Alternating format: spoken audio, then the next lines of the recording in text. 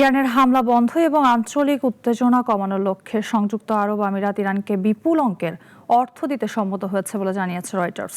সূত্রগুলো বলছে এই অর্থের পরিমাণ 10 থেকে 20 বিলিয়ন ডলার পর্যন্ত হতে পারে।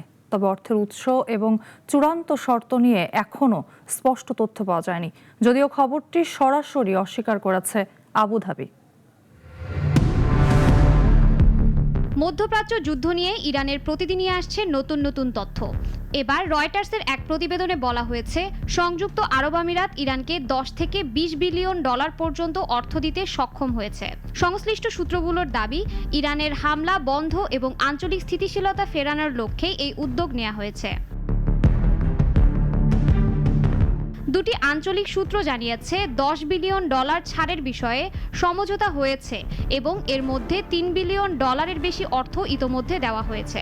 অন্য দুটি সূত্রের মতে মোট অর্থের পরিমাণ 20 বিলিয়ন ডলার পর্যন্ত পৌঁছতে পারে। তবে অর্থটি আমিরাতের নিজস্ব তহবিল থেকে দেওয়া হচ্ছে নাকি ভিন্ন ব্যাংক বা অন্য কোথাও আটকে থাকা ইরানের অর্থ ছাড় করা হচ্ছে, সে বিষয়ে নিশ্চিত হওয়া যায়নি।